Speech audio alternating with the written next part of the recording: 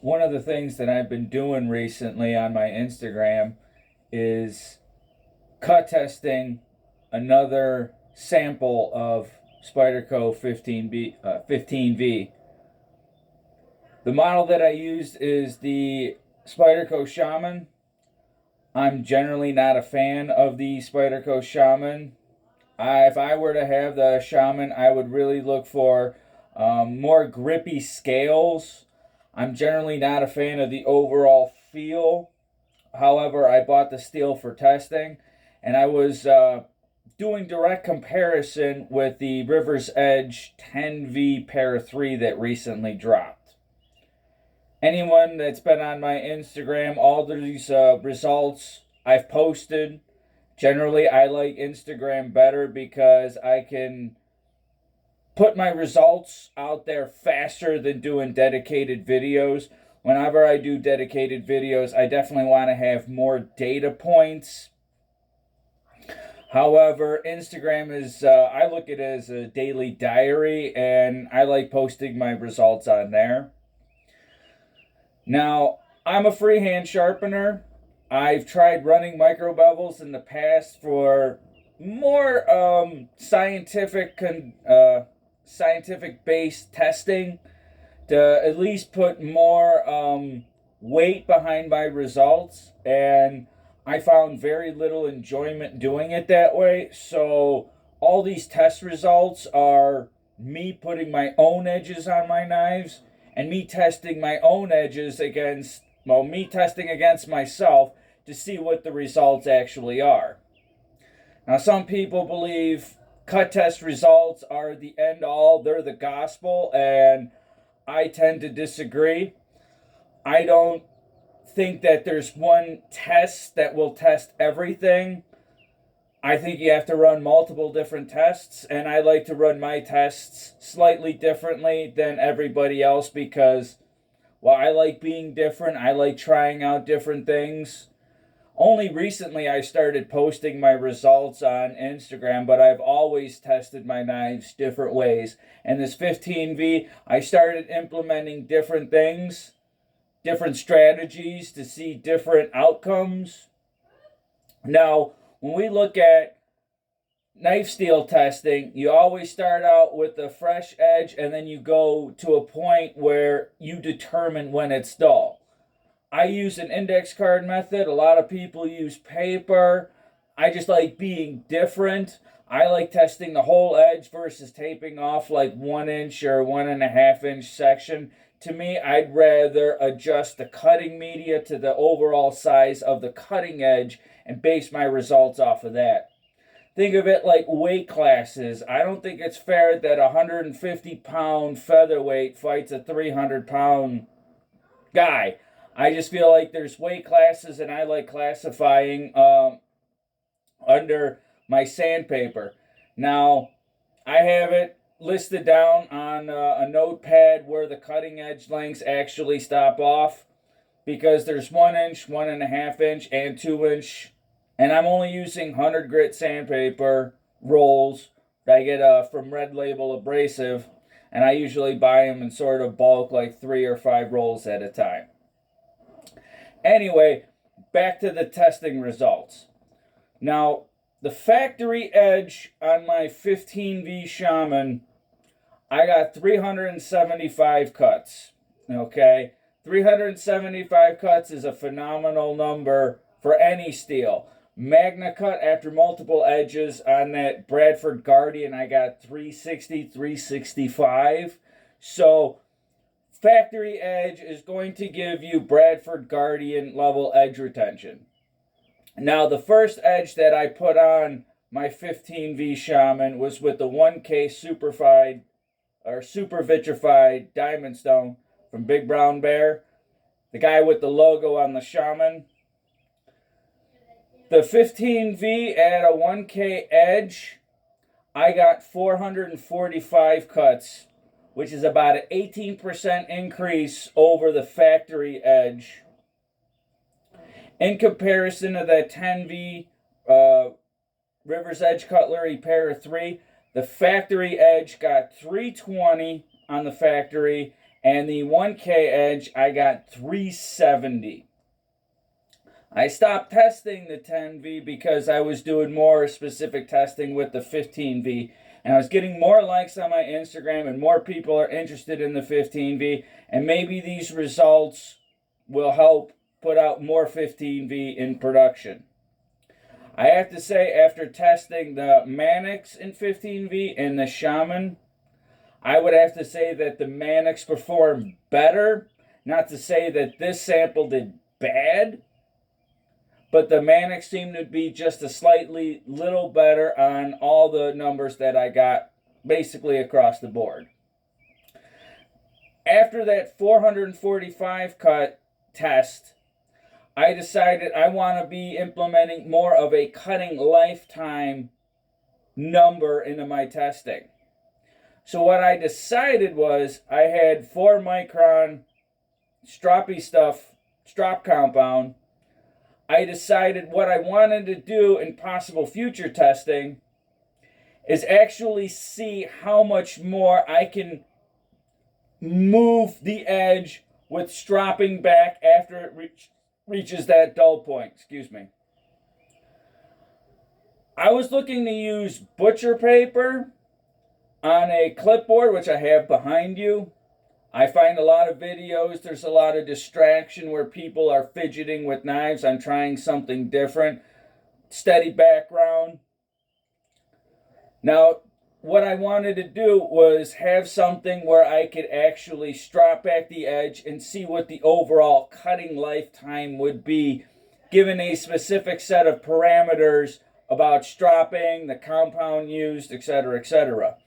I'm using right now butcher paper. I have one more test to do, then I'm going to be switching over to butcher paper to actually see what I can achieve with that. I'm not saying that leather is the worst compound adhesive to actually put the stropping compound on. But what I wanted was something that I could use for testing, literally throw away and start new whenever I test a new knife. I'll go through more compound that way. However, it's a fresh surface and every single test is going to be run under the same parameters, and no one could really contest the status of what the leather actually is. Will it work? I don't know. It's an experiment. We'll find out. Now, 4 micron is obviously more on the coarser side. I don't think that's great for finishing off an edge because it's just too coarse. Generally, you should have enough burr removal at that point to actually move on to something finer like a 2 micron or a 1 micron. However, 4 micron I think is ideal for edge maintenance. It's trying to replicate using your knife throughout the day, come home, use the 4 micron to kind of realign and put some more longevity on the edge itself. Now, I use builder paper for the first run, but I'm going to be switching over to the butcher paper to see how well that actually works. Butcher paper going to be more absorbent, and I feel like it's going to be a better surface to actually try experimenting with. And at the end of the day, it's an experiment. I'm going to keep on trying different things because that's who I am. A lot of people just follow the same protocol over and over and over again. I'm always experimenting. I'm always trying out different stuff. That's the enjoyment I get out of the knife hobby, at least for right now, is experimenting with my testing. Now, at 10 passes per side on a 4 micron strap, I tested that Shaman and it was able to pass my cut standard on the index card method I've mentioned before. What I wanted to see, the number that I was shooting for, I wanted to see a 30% longer edge retention and cutting life from actually stropping it 10 passes per side once it reached that dull point. That number was 578 from the 445. So instead of putting on a fresh edge, I stropped it 10 passes per side, 20 total. And I checked the edge at 578 cuts, or should I say an additional, what is that, 133 cuts. The knife did not pass what I was looking for. 30%, in my opinion, is going to be a number that I'm going to be striving for in my cut testing, to see if 30% off of that is the norm. So figure 25% to 30% is what I can expect to achieve, at least at this point, using 10 passes per side with the 4-micron strop. I've only done one test. I like to do about 20 more before I could actually confirm that this is an ongoing pattern, but I'm giving it to you as fast as I can possibly give it to, all the information that I have. After that test was done, I figured there was still possible more potential in the knife itself, and so I cut the edge off and I put another 1K super vitrified diamond stone edge on there, but I adjusted my testing to incorporate more stropping on a sort of like day-to-day basis. Someone uses their knife all day Monday, they come home, they strop it a couple passes, and then they go back to work and they use it and they come back home and they strop it. That's what I'm trying to actually replicate. For this test, I used a 100 cut benchmark before I started actually taking it to the strop. Now, my parameters for stropping, people could go crazy. I like to limit myself to actually have standards, because if you don't have standards and you're testing your numbers as is, they can be contested, but I'd like to be restrained in some way, so that way I can have results and I can compare my knives apples to apples more efficiently. So after 100 cuts, I would strop 3 passes per side, 6 total on a 4-micron strop. People might use more passes with a finer compound, or should I say a lower micron number, but 4-micron is the stuff that I have currently until I get something new. I might do 3-micron in the future, but right now I'm using the 4. Now, my goal after 100 cuts, 3 passes per side, and keep going and keep going and keep going. Now, my goal was to surpass that 578 cuts that I could not achieve in the last test. At 578 cuts, stropping after 100, 200, 300, 400, 500, the knife was able to actually barely pass my standards. Now, that was more passes on the strop than the previous test, and the edge itself was moving on, instead of like the second edge, the third edge, I figured I'd have a little bit more life, more of that burnt fatigue steel would be out of there. Now, at 578, it barely passed. I went to 600, stropped it 3 passes per side. It did not pass at 600. That just tells you how much the edge has actually been worn down. With proper stropping, I was able to achieve that 30% number that I was actually looking for. I'm still undecided if I want to actually switch out 100 cuts to maybe 75, but for right now, that's what I actually did. After that test, I decided I wanted to run one more test. The super vitrified 1K diamond stone is a very expensive stone that many people don't have access to. I got it from Sean Big Brown Bear. Can't remember when. I wish he would put more out, but for right now, this is what I have.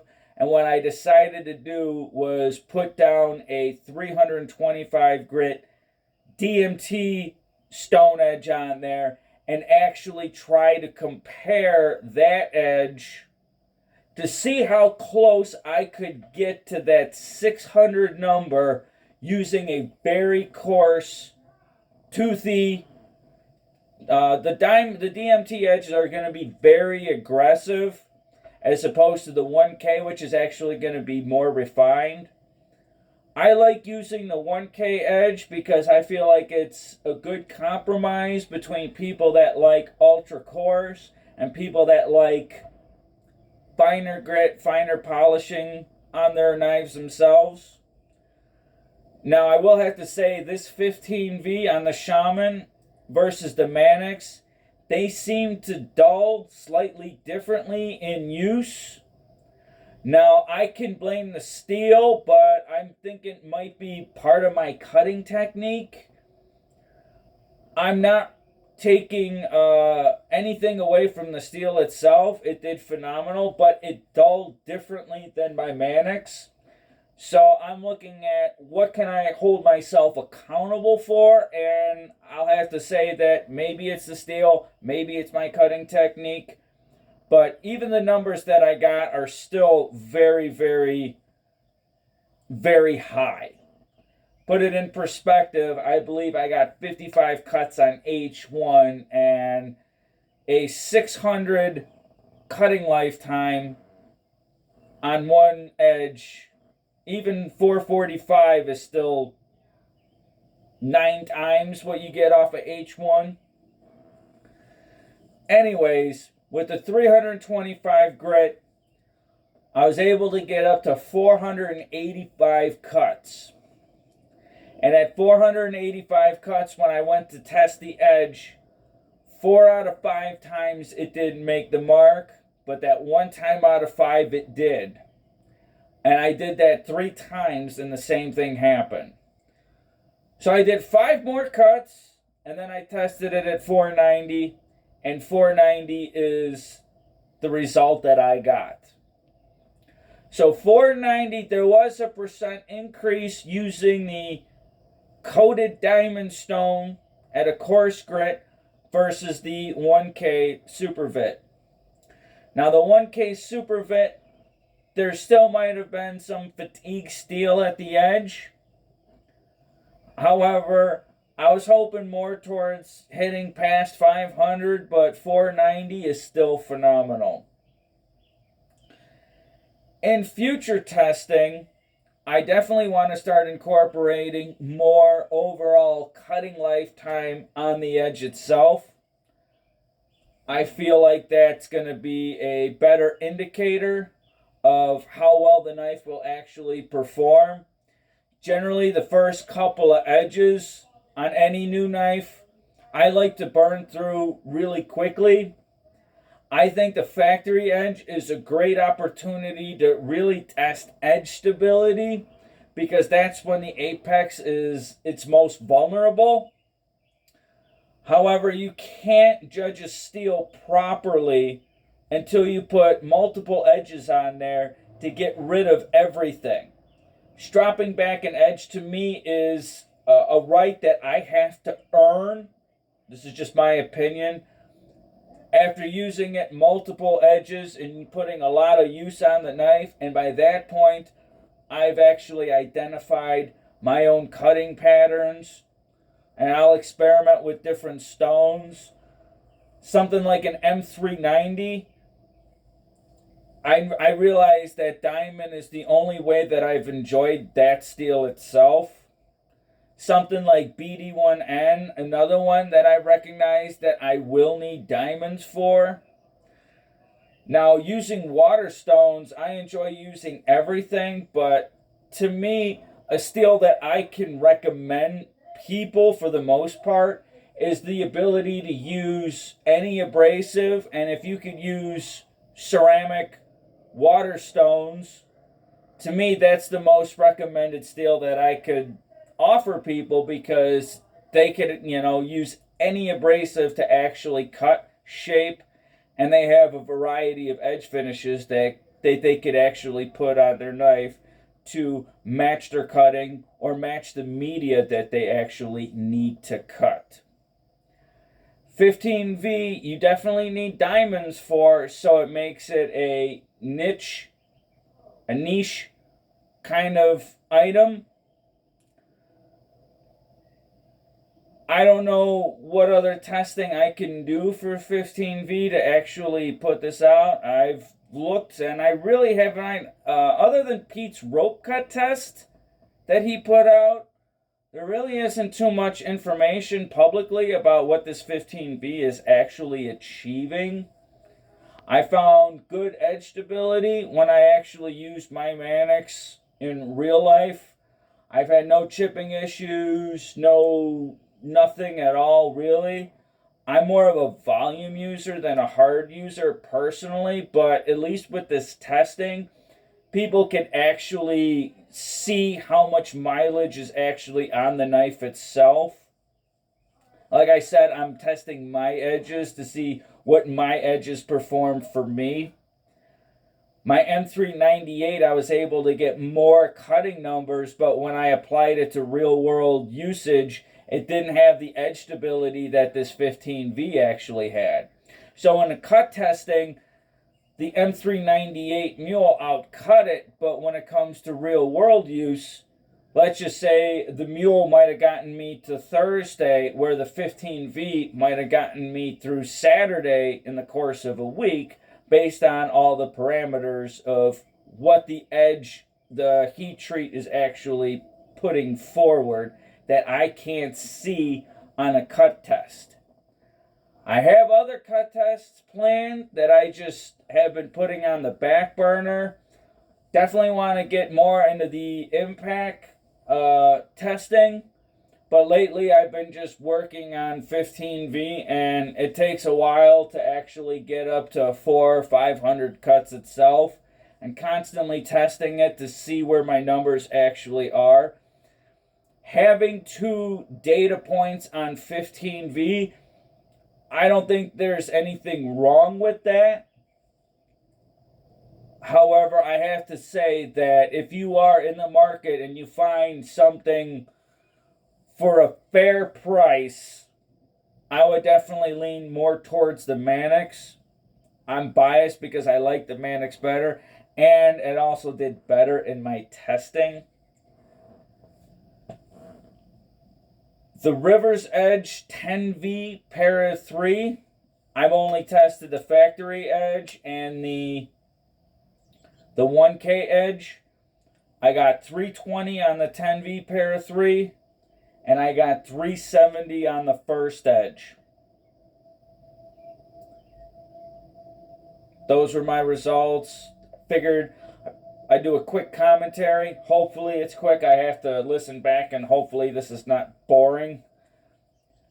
But those are the numbers. Those are my test results of what I got for 10V.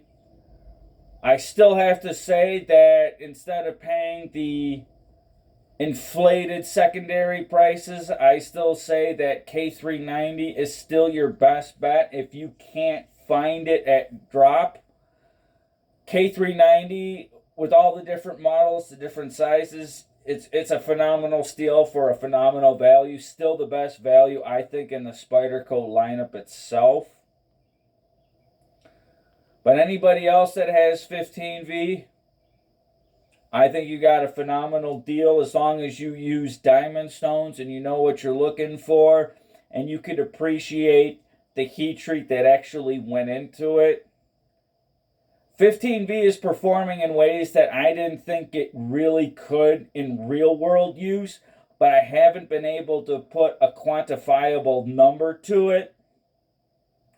Who knows? I may be able to in the future, but for right now, these are the results that I got on 15V. I've posted everything on Instagram. This is no new information. This is just what I'm doing, and a possible change in future testing that I might start implementing. That way I can get more overall cutting lifetime on the edges, at least the edges that I create at this point.